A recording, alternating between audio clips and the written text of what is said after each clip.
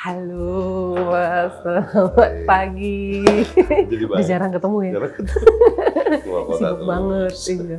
Ibu kota negara. Iya kemarin Menarik, kan? jadi menarik banget sih. Nah, Cuman sebetulnya kita harus berpikir cara agak berbeda. Kalau bicara makan untuk budget,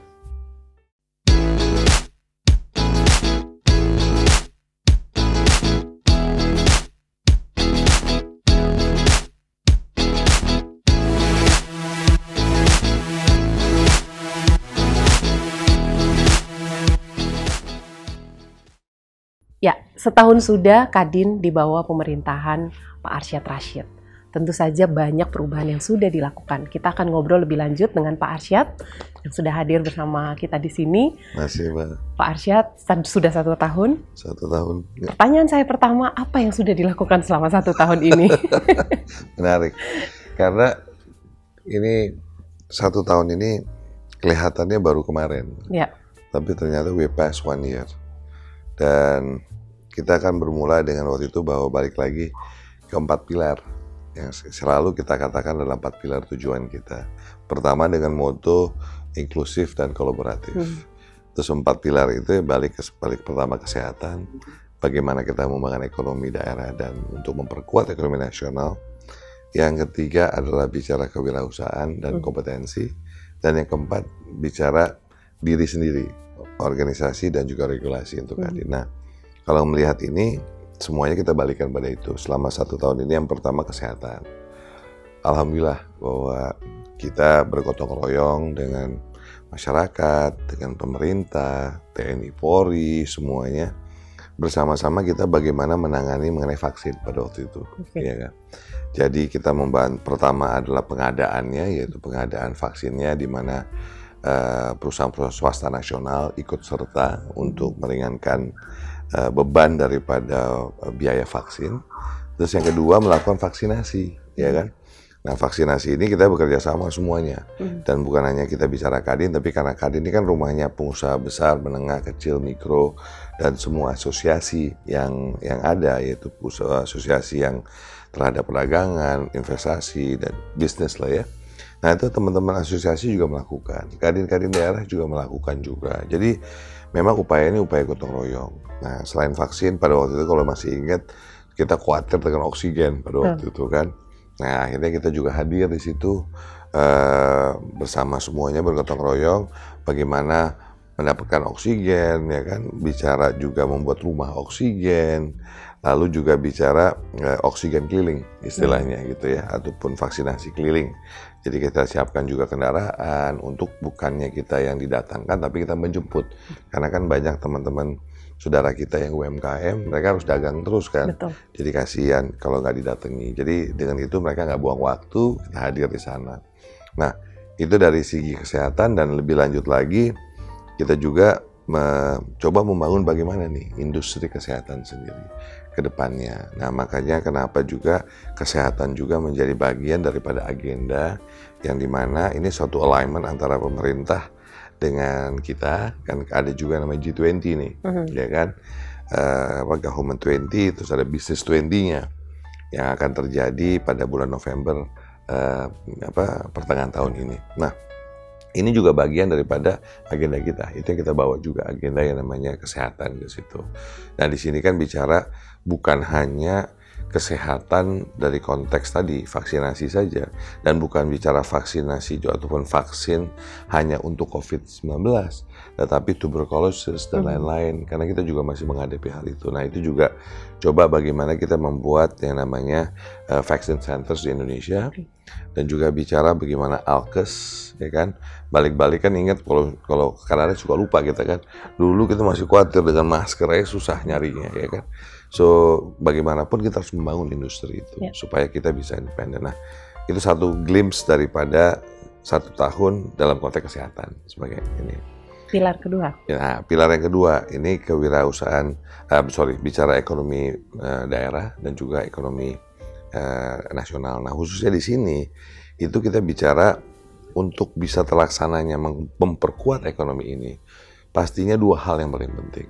Satu adalah bagaimana memastikan investasi masuk.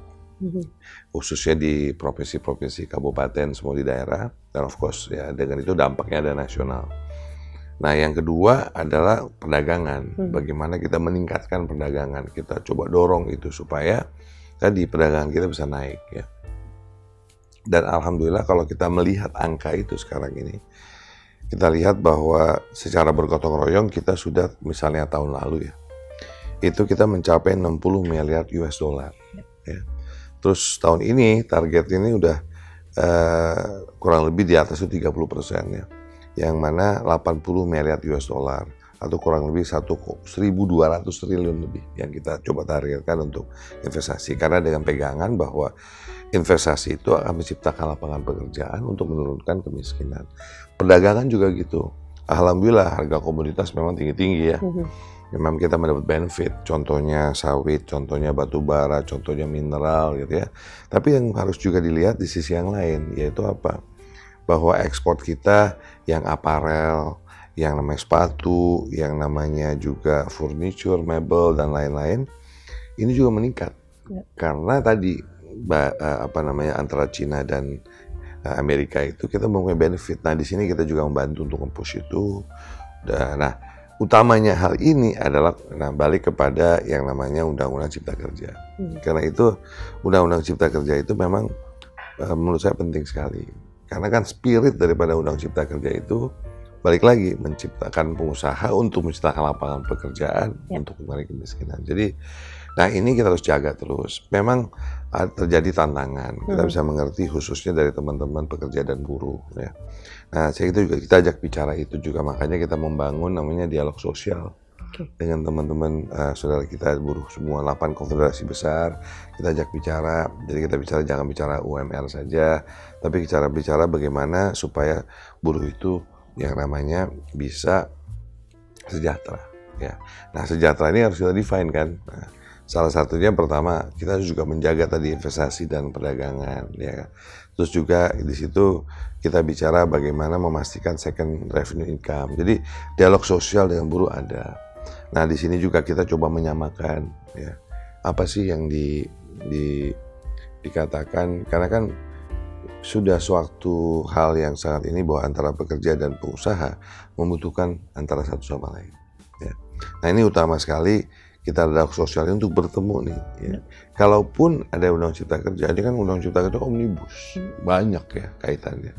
Tapi kalau kita khusus bicara mengenai tenaga kerja, itu bagian daripada itu. Nah, apa sih yang memang dikhawatirkan? Apa sih ini? Nah ini memang harus dialog sosial. Karena kalau nggak tuna itu kita juga lakukan juga sampai kita membuat namanya kelompok kerja bersama gitu ya. Nah lalu bicara tadi perdagangan yang kita lakukan dengan luar, tapi utama juga perdagangan di dalam negeri. Ya di sisi ini bagaimana nih antara provinsi, antara kabupaten, sebetulnya kita juga perlu informasi, dan ternyata kan mungkin UMKM ataupun perusahaan-perusahaan dari daerah tertentu bisa membutuhkan barang dari daerah lainnya. Nah ini juga harus kita bangun, makanya kita bangun namanya Wiki Wirausaha. Ya, Wiki Wirausaha itu bagaimana suatu platform yang dimana bisa bertemu nih teman-teman UMKM dan supply dan demand-nya dengan juga perusahaan besar, karena selalu berpikir konsepnya itu kan adalah bagaimana memastikan bahwa informasi itu ada supaya tadi kalau bicara mungkin pemerintah namanya e-katalog gitu kan. Nah swasta juga in a way we are creating that. Yaitu apa? Perusahaan-perusahaan swasta butuhnya apa sih? Contoh misalnya satu perusahaan jamu. Oh saya perlu jahe, saya perlu ini, saya perlu itu. Nah itu kan kalau dijabarkan, diberitahu, diinformasikan di platform ini, teman-teman UMKM dari daerah itu sendiri ataupun daerah lain itu juga bisa menjadi bagian daripada hal tersebut. Ya. Jadi dengan demikian itu bisa terjadi. Nah itu kita usahakan juga. Nah secara internasional kita membangun yang namanya Indonesian Trading House (ITH). Nah itu juga yang kita kerjasama dengan Swiss. Iya, kerjasama dengan Swiss. Tapi kita juga ingin kerjasama sama semua. Karena ujung-ujungnya gini, kita melihat utamanya kita tuh banyak saudara-saudara kita, saudara Indonesia kita yang diaspora, yang ada di sana, ya. Nah ini kan sayang, padahal semua cinta Indonesia, cinta merah putih, dan juga ingin selalu berkomunikasi. Nah kita coba membangun hal itu, makanya dengan Swiss kita tanda tangan di waktu itu. Di Belanda juga kita bertemu dengan teman-teman diaspora di sana.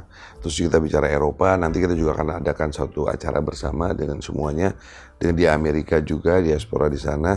Nah, bagaimana ngelingnya? Nah, dengan digitalisasi, dengan platform ini, harapannya itu nanti bisa mengetahui apa sih kebutuhan di sana, dan mungkin diasporanya bisa membantu teman saudara-saudara di Indonesia juga UMKM. Nah, di sisi lain kita juga melihat pentingnya adanya gudang Indonesia. Nah, ini coba sedang kita dorong juga, karena tadi kalau perusahaan besar mungkin lebih mudah untuk punya barang yang taruh di sana gitu ya, dan negara tertentu. Sedangkan untuk teman-teman UMKM kan kasihan, bagaimana biaya terlalu tinggi. So dengan begitu, nah disinilah bagaimana kita bisa bersama, yang kita namakan ini namanya Indonesia Incorporated gitu ya, bahwa kita bersama-sama bagaimana mengurangi tadi biaya logistik, biaya pergudangan di sana gitu. Yang dimana juga waktu upaya logistik juga demikian nih. Karena kita lagi mikirin bersama, kan sebetulnya kalau bisa logistik itu tidak kompetisi, setiap orang punya produk sendiri-sendiri. Tapi kalau coba bayangkan kalau kita bisa beli ya tempat di kapal ataupun containers yang dibeli bersama dengan volume tinggi, dengan sendiri costnya kan lebih rendah. Dan ini kan bisa di-sharing di semuanya. Nah, hal-hal ini yang sedang kita berjalan masih kita upayakan untuk terjadi gitu ya. Jadi kita membawa kekuatan Indonesia yang ada di luar bersama-sama gitu. Nah, itu yang kita menguatkan. Selain itu, kita juga dari konteks investasi membawa bekerja sama dengan Kementerian Investasi dan juga dengan Menko Manifest yang juga menjadi bagian daripada ujung tombak untuk yang namanya investasi ini, bersama-sama mengundang perusahaan-perusahaan luar ya, nah, bersamaan untuk investasi di Indonesia gitu kan. Nah, ini dengan konsep yang kita katakan sekarang ini adalah biasanya itu namanya build, operate, transfer. Jadi kan kalau ada investasi dari luar lah contohnya, ataupun investasi besar lokal juga ya dari dalam negeri, itu biasanya hanya ya build over transfer. Kalau nggak, berarti kan si investor berpikirnya oke, dalam certain of years atau dalam berapa tahun saya akan mengembalikan transfer. Bukan build, operate, transfer. Membangun, mengoperasikan, dan mengembalikan. Nah, sebetulnya kan kita bilang, sebetulnya Anda nggak usah kembalikan ke kita. Jadi supaya you punya horizon pemikiran nggak pendek. Ya. Tapi yang paling penting bukan transfernya, tapi transfer terhadap lokalisasi. Jadi kita namakan itu adalah BOL, build, operate, localize, ya kan? Membangun, mengoperasikan, melokalisasi. Nah, lokalisasi ini apa? Ini adalah membuat ekosistem, ya. Jadi sebagai contoh, misalnya ada satu perusahaan, misalnya perusahaan electric vehicles, misalnya mau datang ke Indonesia. Kita bilang oke, let's do it, gitu kan, sama-sama. Carilah partner lokal, itu yang pertama. Habis gitu, untuk Anda membangun mobil itu kan perlu baterai. Anda perlu komponen-komponen yang lainnya. Mungkin kalau kita bicara komponen sebuah mobil itu bisa 400-500 komponen, misalnya ya. Nah, untuk itu, dan pertanyaannya bisa bagaimana nih? Apakah bisa membawa juga teman-teman yang tadi industri kecil menengah dari negara tersebut gitu ya. Karena kita harus contohnya misalnya Jepang ya, Korea dan lain-lain ya, itu semuanya membangun industri kecil menengah ya, untuk menopang yang namanya industri besar tadi. Nah, makanya kekuatan mereka kuat ekosistemnya. Nah, itu harus kita lakukan juga gitu. Nah, dengan demikian nantinya harapannya adalah bahwa komponen-komponen ini bisa dibangun oleh industri kecil menengah kita, dan juga bisa didukung lagi oleh usaha kecil menengah yang mungkin dalam aspek bukan value added di situ, tapi juga bisa buat makanan, buat baju dan lain-lain gitu. Jadi dengan demikian bisa terbangun suatu ekosistem lokalisasi di tempat-tempat di mana investasi itu terjadi. Itu baru pilar kedua aja udah daftarnya udah panjang loh. Lumayan. Katanya kan kan gini, keadaan kita juga extraordinary. Betul. Jadi kita juga harus melakukan upaya extraordinary. Betul. Gitu kan. Saya ngajak teman-teman semua nih, kita memang harus ekstra keras gitu. Karena apa? Kita kena dampak pandemi. Terus hari ini kita kena dampak juga yang namanya perang Ukraina dan Rusia gitu kan ya. Krisis pangan, krisis energi. Yes, dengan itu inflasi tinggi. Bicara energy cost tinggi, bicara pangan juga biaya tinggi. Tapi lebih lagi kadang-kadang yang tak menakutkan adalah scarcity daripada pangan sendiri kan, Betul. kelangkaan daripada pangan itu sendiri. Nah hal itu yang coba kita upayakan dalam konteks daerah tadi, dan banyak hal lagi yang kita lakukan ya. Ini hanya sebagian dari apa yang sudah kita lakukan bersama untuk memperkuat ekonomi nasional tadi gitu ya. Terus lari kepada kewirausahaan dan kompetensi juga. Bagaimana nih yang lagi kita bangun namanya suatu sistem namanya Kadin Cipta. Yaitu platform, ini mimpinya ya, mimpinya adalah sekarang kita coba kalau siapapun masuk ya bisa mendapatkan namanya Kadin ID. Nah, Kadin ID ini nantinya connected terhadap Kementerian Investasi, kepada Kementerian Kumham, kepada Dukcapil, misalnya kepada Kementerian Dalam Negeri ya, terus juga kepada perpajakan. Bayangannya adalah kalau seorang pengusaha yang pengen jadi pengusaha, di situ dia bisa baca platform itu, dia bisa mengerti gimana sih menjadi seorang pengusaha gitu kan ya. Ini saya mau bicara bukan pengusaha besar aja, tapi pengusaha pemula, usaha yang mulai merintis gitu ya. Terus membuat PT misalnya, kan PT-nya sekarang udah ada di Kumham. Kalau bicara itu kan bisa yang namanya satu PT langsung jadi, langsung connected terhadap ini untuk dapat NIB-nya. Lalu bicara kepada dapat juga nomor pokok pajaknya, kalau otomatis kan sudah ada di situ. Terus lalu bagaimana pengecekan terhadap yang tadi orangnya benar nggak nih di Dukcapil kan sesuai dengan ini identitas dan lain-lain. Nah dengan ini bersamaan membawa yang tadinya pemula ataupun yang tadinya informal jadi formal. Naik kelas. Akhirnya kita menaik kelas itu dengan apa? Dengan upaya mereka belajar lagi, teman-teman itu. Dikasih juga akses pada funding. Nah itu kan banyak nih startup yang dalam fintech atau bank-bank, ada BRI, ada lain-lain kan, untuk supaya bisa masuk ke sana, melakukan pendanaan. PNM juga ada kan, Pak. Pemerintah membuat suatu grup baru untuk UMKM. Nah itu upaya. Terus selain itu, tapi kita juga mesti menyadari, yang saya selalu mengingatkan, bahwa revolusi industri yang terjadi, yang dimana memang industri kita harus beradaptasi ya dengan akselerasi yang adanya pandemi, digitalisasi cepat nih. Betul. Melihat penetrasi yang ada kurang lebih katanya kononnya ya Indonesia itu 20%. Hanya baru 20% manufacturing Indonesia yang sudah beradopsi dengan namanya Industri Revolution 4.0 ya. Negara lain, contoh Korea, Singapura, dan lain-lain ya, China, itu di angka 40-50% ya. So dari satu sisi kita bilang, wah, ini kita harus lebih cepat lagi gitu kan. Dan dengan demikian kita masih kurang nih gitu. Tapi juga ini menjadi suatu peluang gitu ya. Nah, namun di sisi lain saya juga happy hanya baru 20%. Kenapa? Karena kita belum siap. Kenapa belum siap? Mungkin secara ini adalah yang harus kita siapkan, yang saya takutkan. Ini revolusi industri menjadi revolusi sosial. Kenapa? Number one, kalau bicara lapangan pekerjaan, dengan digitalisasi dengan sendirinya lapangan pekerjaan berkurang. Ini menjadi tantangan kita. Betul. Ya. Sudah lapangan pekerjaan berkurang, yang kedua skill-nya juga berubah. Right? Nah ini jadi tantangan buat kita. Bagaimana kita menciptakan lebih banyak lapangan pekerjaan. Ya, that's the only way adalah investasi yang tadi kita coba dorong. Nah hal ini kalau tidak terjadi lapangan pekerjaan bagaimana nih?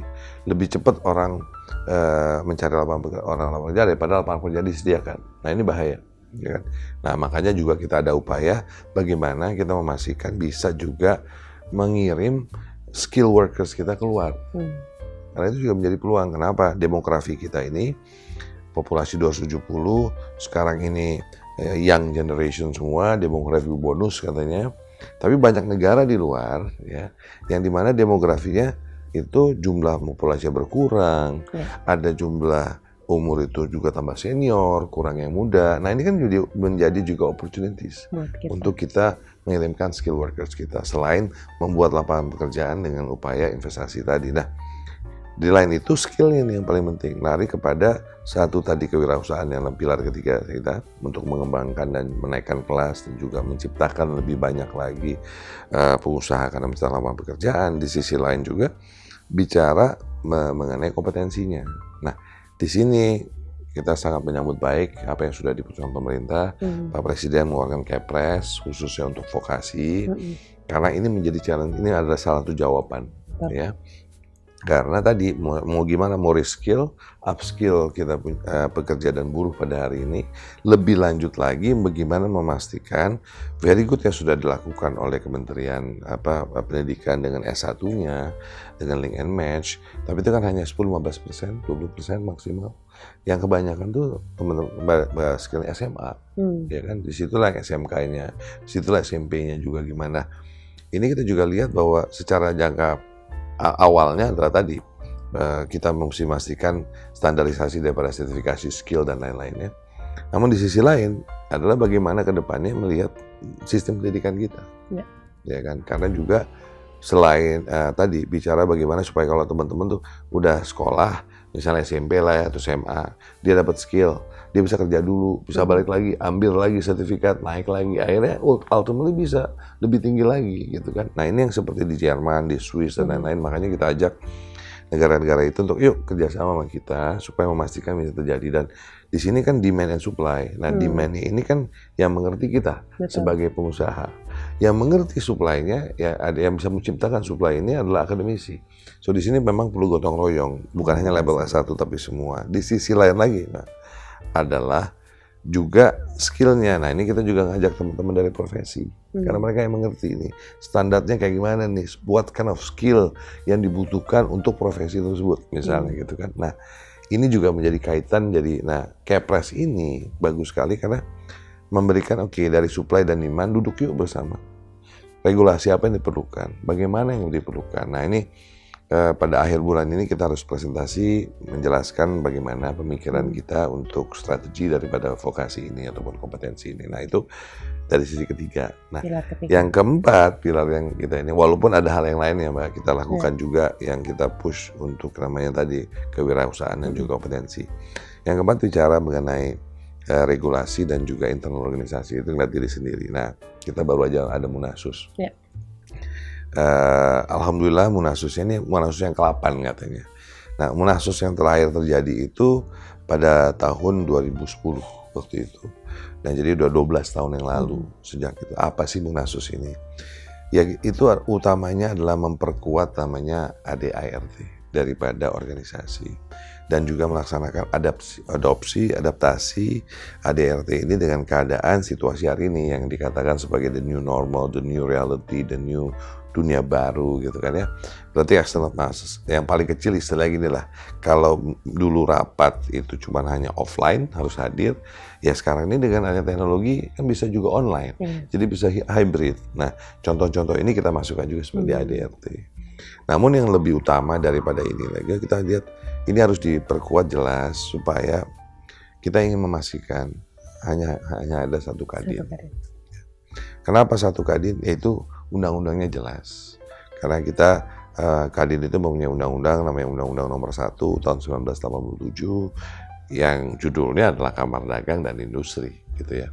Yang dimana di situ dikatakan bahwa semua pengusaha besar, menengah, kecil semuanya itu bagian dari kadin. Badan usaha yang dimiliki oleh negara, badan usaha yang dimiliki oleh swasta atau dimiliki oleh koperasi itu bagian dari kadin. Semua asosiasi ataupun himpunan yang bidangnya ekonomi, bidangnya perdagangan, bidangnya investasi, ya semua ini juga bagian daripada kadin. Kenapa undang-undang ini ada? Kita lihat juga spiritnya pada waktu itu bagaimana mempersatukan, memperkuat usahawan dari bangsa ini untuk bersatu, untuk menciptakan lapangan pekerjaan dan juga membantu pemerintah dalam melakukan menaikkan kelas daripada setiap usahawan yang dari mikro jadi kecil, kecil jadi menengah, menengah jadi besar gitu kan ya. Nah ini yang harus kita upayakan, nggak bisa hanya didiamkan gitu. Nah disinilah kita harus bantu gitu ya. Nah jadi Munasus ini harapan menuju sana, dan ini adalah yang sudah dimimpi oleh semuanya. I think it's too long already. Belum diinikan kembali. Harapannya sebentar lagi juga bisa dikeluarkan Kepresnya. Harapannya juga adalah melihat kembali apakah perlu peraturan pemerintah ataupun apa sebagai perangkat hukum yang ada. Makanya kami juga bilang, kita kan juga ya setiap orang punya keahlian. Makanya kita juga ajak seorang senior daripada profesor senior yang dalam bidang tata negara ini ikut serta dengan kita. Harapan tolonglah bantu kita melihat ini semua gitu kan ya. Nah selain juga di dalam Munasus itu melihat organisasi, di struktur organisasi juga harus dirubah. Karena dari awal kami mengatakan perlu ada yang namanya mirror ataupun cermin daripada pemerintah. Nah cermin pemerintah pusat beda, cermin dari pemerintah provinsi beda, kabupaten kota beda ya kan. Selain dari itu juga span of control, karena kan kita mesti balik juga ya. Makanya kita adakan namanya di Kadin Indonesianya 4 koordinator. Jadi ada WKU koordinator. Kenapa? Kalau nggak span of control, ini kita bicara manajemen kan ya. Terlalu luas. Terlalu luas, terlalu besar. Jadi kita lakukan itu. Nah juga kami menyamakan juga yang tadinya kepala badan misalnya. Sekarang ada kepala badan yang sama dengan wakil ketua umum misalnya. Juga kita juga bicarakan bagaimana nanti ke depannya pembagian-pembagian daripada pendapatan yang ada. Bagaimana juga memastikan ke depannya transparansi dan value daripada environment, social, and governance juga ada di situ. Nah jadi itu Munasusnya. Tapi balik-balik kita ingin satu Kadin dan yang kompak. Nah itu yang keempat filmnya. Nah selain underlying itu ya pekerjaan yang lainnya, kita kan bicara B20 kalau balik ke sana. Ini Pak, kalau saya lihat ya, ini banyak banget dan banyak sekali. Kebetulan saya juga yang waktu itu mewawancarai Bapak menjelang Kadin ya, Munas Kadin, dan apa yang disampaikan Pak Arsyad waktu itu tentang 4 pilar, semuanya terjawab lah pada hari ini gitu. Dalam 1 tahun banyak sekali yang sudah dilakukan dan tidak bisa saya jabarkan satu persatu karena terlalu banyak juga gitu. Tapi menarik yang pilar keempat ini Pak. Kenapa ini penting terkait dengan konsolidasi internal? Rasanya ini menjadi nyawa baru dari Kadin gitu. Karena kita tahu belajar dari sejarah sebelumnya apa yang terjadi dengan Kadin. Nah, boleh dijelaskan sedikit proses itu? Karena gini bicara, ini juga mencerminkan kita bersama sebetulnya. Saya bilang sama teman-teman semua, bagaimana kita mau dilihat oleh luar kalau kita tidak satu dan kita bicara untuk satu di luar gitu kan ya. Makanya penting sekali kita bilang bahwa kita harus kompak, kita harus satu. Dengan itu kita menyuarakan itu dengan jelas. Dan suara kita itu bukan hanya suara untuk pengusaha besar, tapi gimana pengusaha-pengusaha ultra mikro dan kecil dan menengah juga bisa menjadi bagian daripada yang merasai bagaimana ini. Makanya kita mendorong kalau bicara itu beberapa hal kan, misalnya undang-undang harmonisasi perpajakan yang kita bantu, kita bicarakan bagaimana kita bicara dalam situ kan ada mulai dari bagaimana mengurangi beban pajak untuk UMKM sebagai contoh, supaya terjadi keadilan, fairness yang ada. Memang korporasi diturunin tapi individu naikkan. Jadi kita melihatnya kan juga perlu ada fairness di situ ya. Terus juga carbon trading di situ gitu ya. Dan carbon tax dan lain-lain. Nah, ini kan juga untuk melihat bahwa Indonesia menuju suatu net zero emission di 2060. Nah, kita melihat pertama kesatuan kita ini penting supaya kita bisa mencontohkan dan bisa bersuara. Oke. Nah, ini yang dibutuhkan sekarang ini sebetulnya adalah kita ini selalu saya katakan diadu domba. Cukuplah diadu domba di dalam Kadin sendiri, tapi juga di dalam Indonesia sendiri sebagai bangsa gitu kan ya. Kan sedih juga ya kalau dilihat kita ribut-ribut aja sendiri gitu kan. Karena nih kalau boleh cerita nih, ini menjawab hal ini. Dan yang kita gaungkan di dalam itu juga adalah kita katakan setiap kali ada pemilihan, misalnya di daerah ya, itu kita gaungkan yang namanya bertanding untuk bersanding. Bertanding untuk bersanding. Ini kita utarakan di dalam, kita bilang kenapa? Demokrasi itu penting, yaitu kita memilih, itu adalah proses untuk bertandingnya. Tapi akhirnya harus bertanding, ya. Kenapa bertanding? Kenapa bertanding dan harus bersanding maksud saya? Kenapa bersanding? Karena nih negara kita ini punya demokrasi yang menurut saya itu bukan demokrasi winner take all kayak di Amerika dan lain-lain gitu ya. Dan ternyata Amerika pun pecah gitu ya. Sekarang terbelah dua. Nah, Indonesia ini punya value tadi pertama Bhinneka Tunggal Ika. Ya, unity in diversity. Kita ini diverse sekali ya, baik suku, agama ya dan lain-lain, even secara kultural juga beda setiap itu. Jadi ini itu menjadi kekuatan kita, tapi juga bisa menjadi kelemahan kita. kalau tidak bisa kita satukan dan padukan bersama. Tapi dahsyat banget kalau kita bisa memadukan ini. Nah, lari dari situ dan dengan value yang kedua tuh, nilai kedua gotong royong. Ya, disinilah yang harus kita lihat bahwa bagaimana memastikan yang sudah bersanding ya ikutlah bersama-sama karena bergotong royong untuk membangun. Nah, sama di Kadin di setiap daerah. Nah, ini juga yang juga ingin kita suarakan bahwa sebagai bangsa gitu ya, tadi balik di luar Kadinnya Indonesia ini, kalau dilihat pada hari ini nih, mau sharing saya lihat, kami muter kan ada B20 G20 ini, karena kita pengen G20 ini sukses. Kita presiden pertama dari negara berkembang, kita satu-satu negara ASEAN yang ada di situ, ya kan harus bangga nih kita semua dunia melihat kita G20 ini, ya kan Pak Jokowi menjadi presidennya. Dan kita Kadin alhamdulillah diberikan tadi tanggung jawab untuk B20-nya. Nah, kita pengen G20 ini memang terjadi karena sangat penting sekali adanya meeting ini. Sebelum saya menjawab balik ke sana Mbak ya bagaimana pesan, tapi G20 ini penting sekali supaya semua bisa hadir. Nah, di sini kan kita shouting sebagai bisnisnya, kita muter roadshow ke Amerika, ke Kanada, ke Eropa, ke negara semuanya. Sebentar lagi akan di Asia, akan juga ke Arab Saudi dan lain-lain ya. Nah, ini kita akan terus jalan untuk menyuarakan supaya kehadiran daripada pemimpin-pemimpin itu di situ. Karena kita katakan bahwa ini penting sekali. Dan itu yang sudah juga diupayakan oleh Pak Jokowi dengan beliau berangkat di G7 lalu bertemu dengan Ukraine dan juga Rusia. Ini kan bagian dari perdamaian, tapi juga yang paling penting buat kita sebagai non-aligned alliance yang dimana kita memastikan bebas berkomunikasi dan berdagang, ya adalah mengenai pangan kan, itu yang terjadi. Nah, namun balik ke sini Mbak, bahwa suara-suara kita yang seutara itu untuk supaya berkomunikasi. Kita menyuarakan, malahan kita mengintroduce Bhinneka Tunggal Ika dan juga gotong royong values kepada teman-teman ini, gitu ya. Nah, balik ke kita diri sendiri, yang kita hadapi sekarang adalah ini. Pertama, dari hasil kami jalan-jalan nih, istilahnya roadshow, kami reintroduce, kami bilang ini new Indonesia, Indonesia baru. Di sini Indonesia Incorporasi, yang dimana Indonesian Incorporated, di mana pemerintah dan swasta bersama-sama duduk, mulai dari Glasgow, komitmen, sampai juga melakukan meminta investasi masuk. Ya. Nah, ini investasi akan banyak masuk. Dan lebih lagi bukan hanya investasi dari luar, tapi juga dari dalam.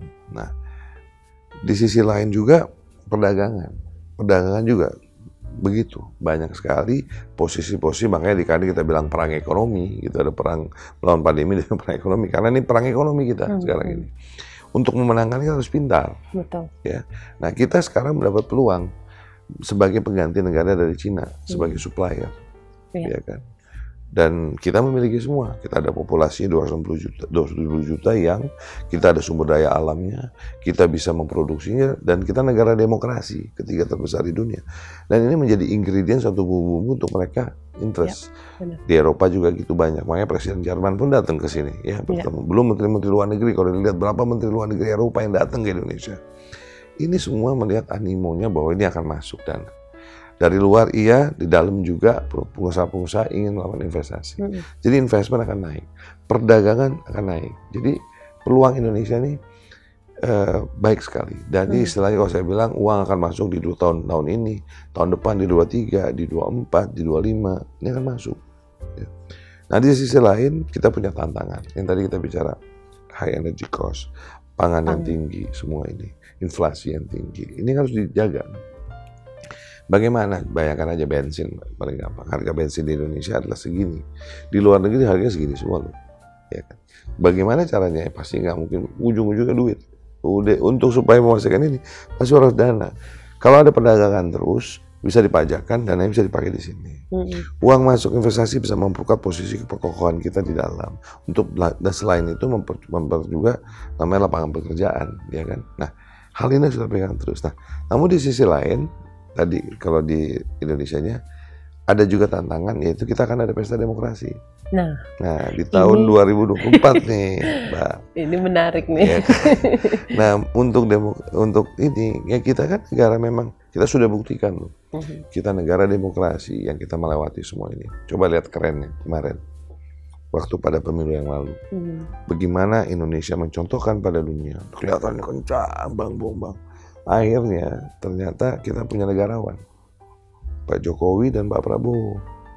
Ya. Kadang-kadang saya juga timbul balik ke belakang, apa juga waktu itu zaman Gus Dur dengan Bu Mega juga begitu, negarawan mereka bisa menciptakan waktu awal reformasi waktu itu ya. Ini kan negarawan nih. Terus hari ini Pak Jokowi dengan Pak Prabowo kemarin itu kan. Akhirnya apa? Mereka memutuskan untuk bergotong royong untuk membangun bangsa. Bersanding tadi. Bersanding. Nah, makanya kita ingin menyuarakan 2024.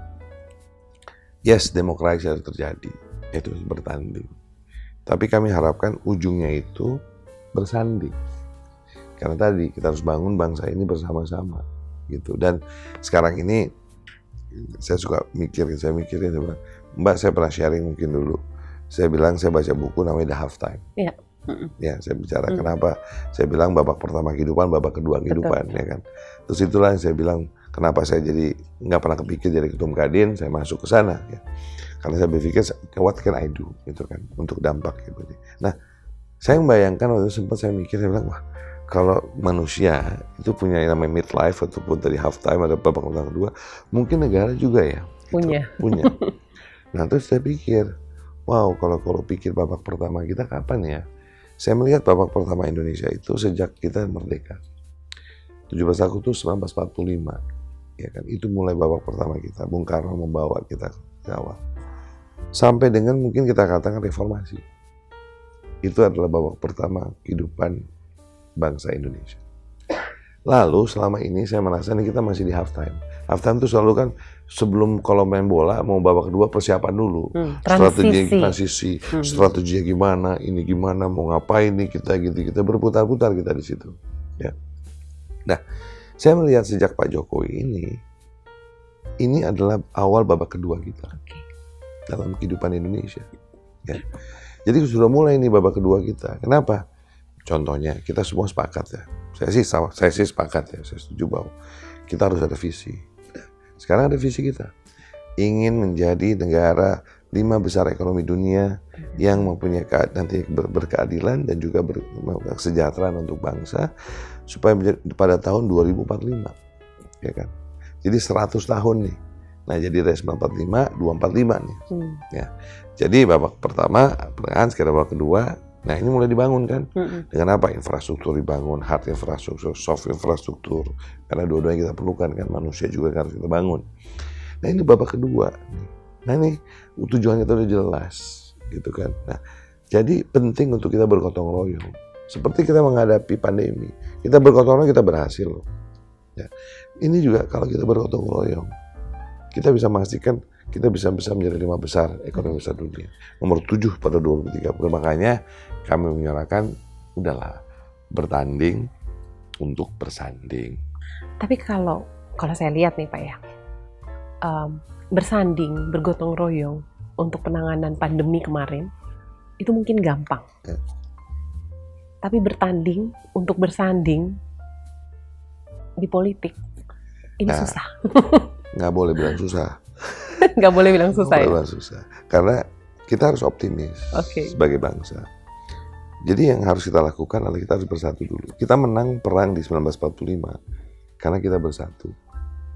Nah, waktunya untuk kita sekarang menang lagi nih dalam perperangan yang kedua. Untuk melakukan kemerdekaan kita. Kalau di sini bangsanya merdeka.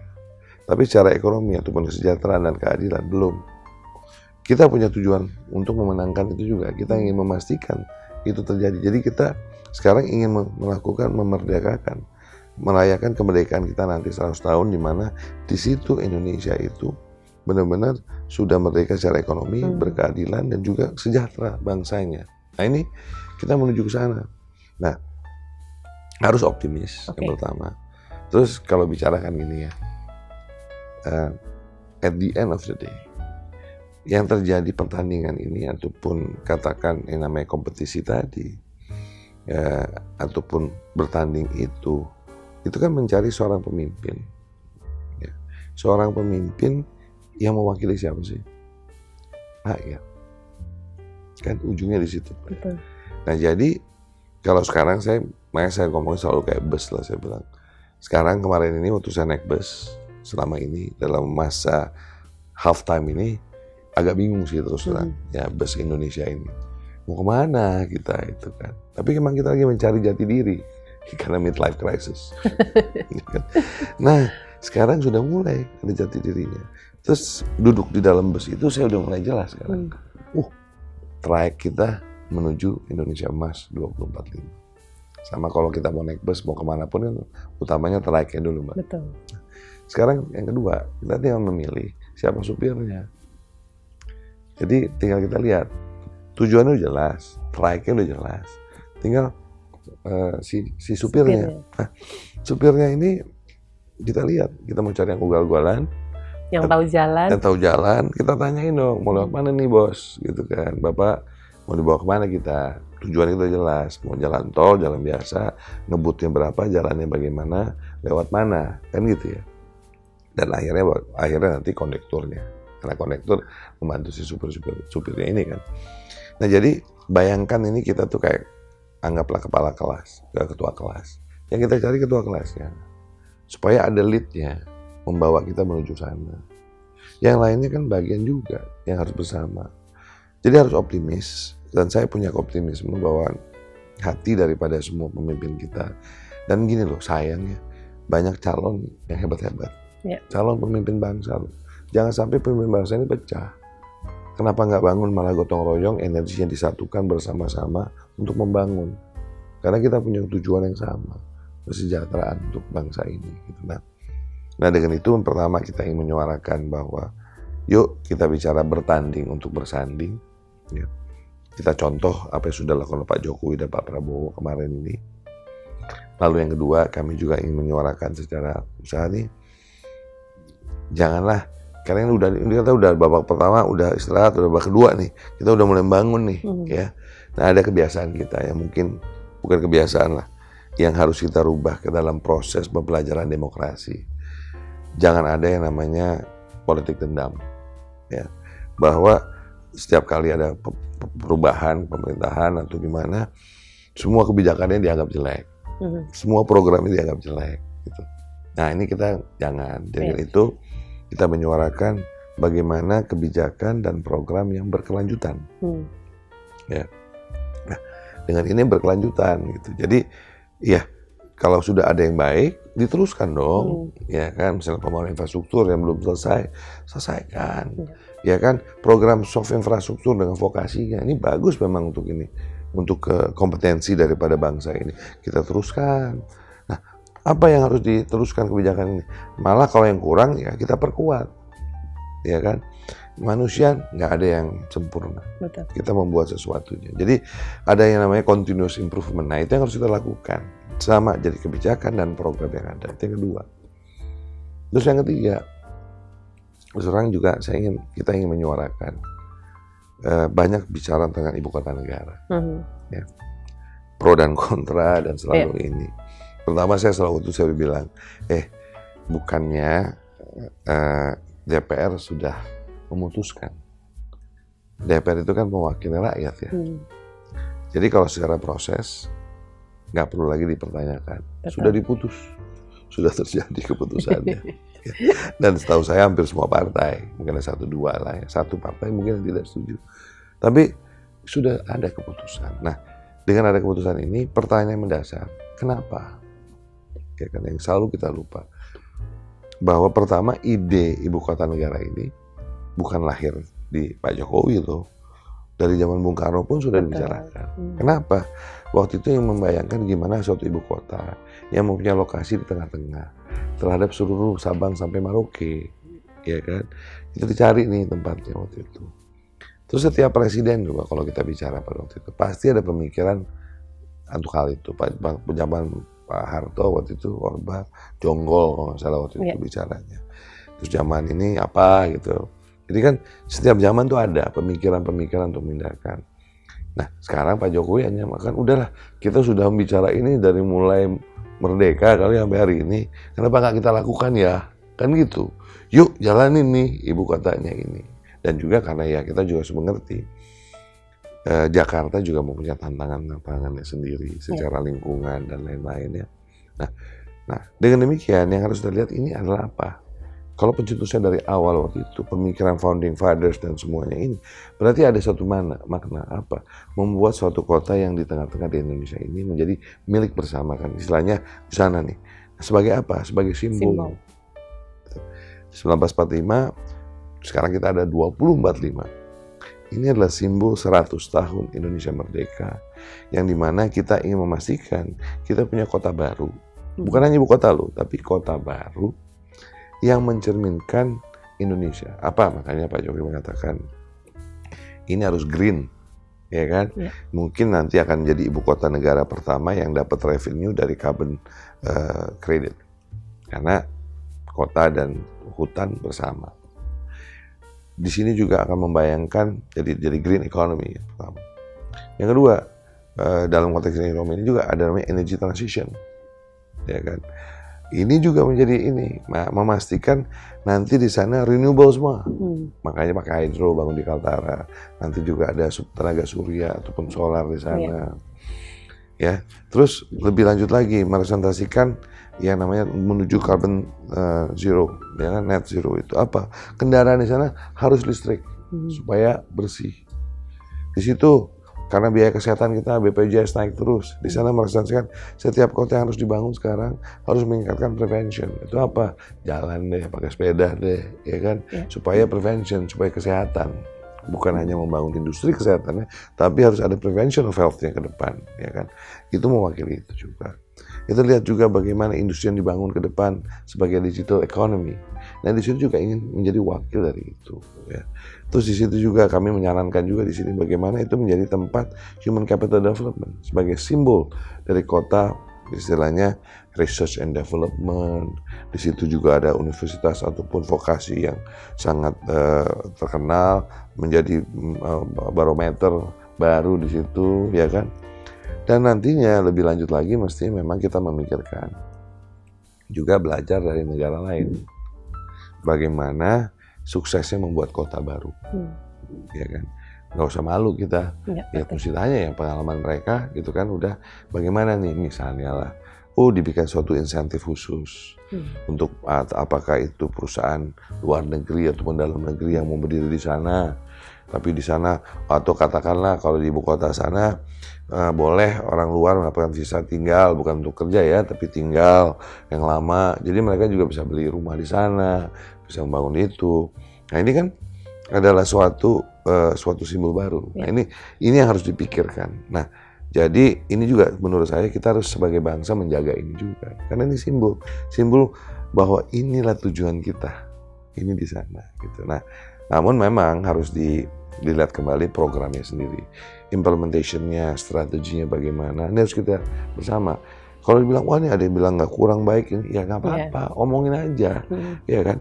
Karena nggak nothing is perfect gitu. Jadi di sini upaya untuk kita bersama melihat apa yang perlu kurang tambah, yang perlu dikuatkan kuatkan, apa perlu ada policy apa, ayo kita dengarkan. Nah di sisi Kadin sendiri itu yang kita lakukan, makanya itu juga kita membuat badan ataupun kelompok kerja khusus untuk ibu kota negara ini, coba untuk berkaitan dengan pemerintah supaya terjadi public private partnership tadi. Kita sebagai sektor swasta sebisa-bisanya sharing gitu loh. Kalau memang bisa kita, kenapa kita nggak usah pemerintah yang hadir membangun ibu kota ini. Jadi bersama-sama ya kan. Dan dampaknya juga baik Pak, karena kan ada dua kota, ada Samarinda dan ada Balikpapan. Ini kan di tengah-tengah. Waktu proses pembangunan yang akan maju ini loh, ya kan, sambil menuju ke sana. Jadi 3 hal itu kami rasa di Kadin kami melihat penting sekali untuk kita coba mengungkapkan dan mengajak semua komponen bangsa, dari pekerja buruh, dari mahasiswa. Ya ini kalau bicara pengusaha itu bukan punya pengusaha besar, tapi dari UMKM semuanya. Terus bicara juga dari ormas-ormas yang lain, yuk bersama-sama yuk kita jaga kita jaga Indonesia. Ini kalau saya lihat nih Pak ya, Kadin salah satu elemen yang penting di dalam bangsa ini, sepertinya benar-benar konsen untuk menyuarakan suatu kesatuan ya. Jadi menjaga, tujuannya adalah menjaga pluralisme. Apalagi di jelang tahun politik di 2024 nanti. Nah, kalau menurut Pak Arsyad, ya singkat saja terserah sih Pak ya kalau ini mungkin mau didetailkan. Tantangan paling besar untuk tadi menjaga pluralisme demi persatuan dan kesatuan bangsa untuk saat ini apa sih Pak? Dari kacamata pengusaha tentu saja. Gini Pak, saya setuju sekali mengenai TKDN. Saya setuju sekali dengan namanya cinta produk Indonesia. Nah, cuman menurut kami kita harus mundur dulu sedikit. Kalau kita ingin bangga dan kita ingin cinta produk Indonesia, kita harus mengingatkan kembali bahwa kita harus cinta dengan Indonesia. Nah, cinta dengan Indonesia ini harus dilihat bahwa kita sudah bersepakat bersama. Saya selalu mengatakan kalau perusahaan itu ada visi, ada misi, mesti ada value-nya, nilai-nilainya. Nah, Indonesia ini kan sudah jelas. Visi misinya itu adalah apa yang dikatakan Pancasila, sila 1 sampai dengan 5. Visinya sekarang ini kita sudah punya visi yang baru, yaitu 2045. Lalu apa values kita? Sudah dipegang oleh burung Garuda, Bhinneka Tunggal Ika. Nah, ini kan values yang kita. Jadi kita sudah, ini adalah values Indonesia, nilai-nilai Indonesia. Nah, dengan demikian kita harus membawa sekarang bersama untuk bangsa ini melihat bahwa kita sekarang punya tujuan yang sama. Dan dengan tujuan ini untuk akhirnya mensejahterakan masyarakat. Kalau ini kita sepakat, yuk kita jaga. Jadi di sini waktunya untuk kita bersatu. Kembali seperti bagaimana kita ingin merdeka secara bangsa di 45. Ini sekarang kita punya tujuan juga ingin melakukan supaya kita merdeka di 2045. Ya. Dengan cara tadi untuk bersatu. Ya. Karena saya katakan tadi ini perang, sudah ada perang dunia ketiga sudah ada, saya bilang ini perang ekonomi, ya kan. Nah, tinggal kita define apa, misalnya contoh pangan, ya. Kita juga jangan tergantung sama luar. Cuman posisi hari ini kita perlu gandum, karena perlu buat Indomie, buat super mie, buat makan makanan instant noodle. Nah, tapi yang dilakukan oleh Pak Jokowi hebat sekali. Beliau melakukan diplomatis di sana, diplomatis pangan selain perdamaian pangan, karena balik-balik mengingatkan. Boleh negara itu bukan pemimpin ataupun politik yang paling penting, tapi rakyatnya, kan itu. Dan beliau mengatakan, tolonglah Ukraina, Rusia, walaupun ada ini, tapi rakyat kita semua bagaimana. Untuk itu kita mengharapkan kita diberikan tetap suplainya, misalnya gandum dan lain-lain dari sana, supaya buat rakyat kita nggak ada yang lebih daripada itu. Ya. Jadi, namun ini nggak kerja gampang. Ya, betul. Tapi kita harus bersatu. Harus bersama-sama untuk kita menang, untuk kita bisa merdeka. Nah, ini call untuk kemerdekaan kita dalam konteks ekonomi yang bisa melahirkan balik lagi kesejahteraan untuk bangsa. Pak, satu hal yang diinginkan oleh pelaku usaha itu sebenarnya apa sih Pak? Maksudnya di tengah gonjang-ganjing menuju 2024. Saya rasa bukan hanya pengusaha tapi juga rakyat. Yaitu apa sih? Stabilitas. Aman. Ya. Kenapa? Karena kalau tidak ada stabilitas, bagaimana ada orang mau beli barang dari Indonesia, berdagang, ya, yang akhirnya nanti mengakibatkan PHK. Kita nggak mau itu. Gimana orang mau investasi kalau tidak merasa aman dan stabil negaranya? Padahal kita membutuhkan itu untuk membangun lapangan pekerjaan. Nah, hal-hal ini yang harus kita refleksikan sebagai bangsa. Gitu. Makanya dan saya rasa pemimpin kita ini kan we need more leaders. Dengan itu kan banyak leaders kita. Jangan dipecah. Dan tadi masa kalah kita sama negara lain. Ya, peluang nggak datang 2 kali. Dan kita harus sadari itu. Dan tadi jangan dibodohi dengan diadu domba di antara kita. Jadi terbalik, saya punya kepercayaan, belief bahwa kita apalagi sekarang ini millennials, Gen Z, Gen A, semuanya itu saya rasa juga ingin Indonesia maju. Cuman semua kan nunggu, mau kemana kita? Sekarang udah ada tujuan, ke sana kita. Ayo sama-sama kita lakukan bersama. Jadi saya optimis. Karena kalau kita tidak punya optimisme, gimana kita mau mencapai impian kita? Dan dalam bisnis selain itu, balikkan Mbak ya, makroekonomi kita udah bagus. Saya ngomong tadi investasi. Betul. Tahun lalu 3,% lebih. Tahun ini sudah di kuartal pertama 5% 0,1. Terus kemarin ini saya juga selamatkan bagaimana upaya yang namanya pengupahan pajak gitu ya. Juga ternyata mencapai 61 triliun. Yang saya pikirkan 60 triliun, ternyata 61 triliun. Lebih dari 60 triliun. Ini kan modal-modal awal. Betul. Modal-modal awal. Jadi kita tuh sebenarnya udah ada di track yang benar gitu. Sudah ada track yang benar. Terus bagaimana Bank Indonesia dan Kementerian Keuangan ya menjaga inflasi, menjaga bayangkan waktu bunga bank, suku bank yang bicara apa sih BI rate untuk repo gitu kan, itu nggak dinaikkan, dijaga di 3,5 gitu kan. Di saat negara lain semua menaikin. Ini kenapa? Ini nggak gampang loh menjaga ini gitulah. Jadi microeconomic numbers kita baik, upaya perdagangan kita bagus, surplus gitu. Sama Cina kita surplus, yang selama ini defisit, ya kan. Demand tinggi dari Amerika dan lain-lain. Dan yang lebih lagi kan kita juga boleh bangga kan, apapun dunia bicara, ya kan, 3 agenda di G20 dan B20 kan, health, energy transition, dan juga digital transformation, which basically saya ngeliatnya 3 hal ini kan kalau bicara itu kita mau energy transition, unit Indonesia. Kenapa? Nikel kita, we supply sekarang sebelumnya 38%. Dengan Rusia dan ini begini, maybe more kita bisa itu kan. Belum bauxite kita untuk aluminium supaya lebih ringan. Belum lagi untuk tenaga surya kita ada pasir silikanya untuk membangun itu. Dan sebagaimana kita punya silver, kita punya timah, kita punya segala macam.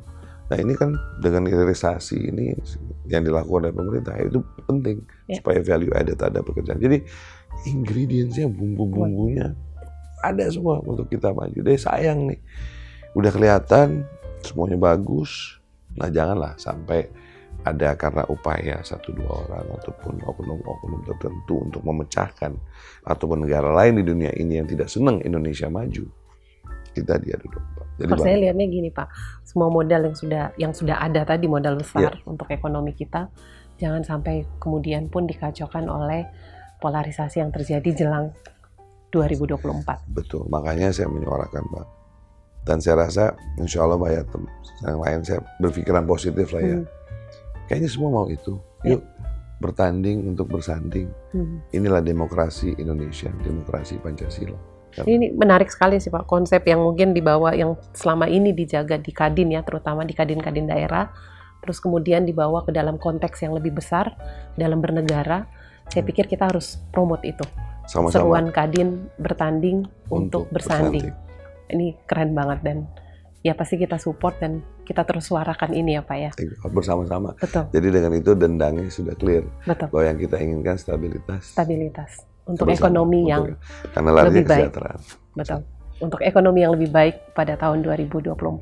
Terima kasih banyak Pak. Ini obrolannya banyak sekali yang kita dapatkan pada hari ini. Dan tadi kita tutup dengan slogan yang sangat baik dari Kadin ya. Sebuah seruan yang sangat penting untuk membangun ekonomi dan Indonesia yang lebih baik pada tahun-tahun yang akan datang. Menuju kepada 2045 tentunya. Indonesia Emas. Ya, Indonesia Emas. Terima kasih sekali lagi. Sukses selalu untuk Pak Arsyad dan Kadin. Salam sehat. Ya, salam sehat.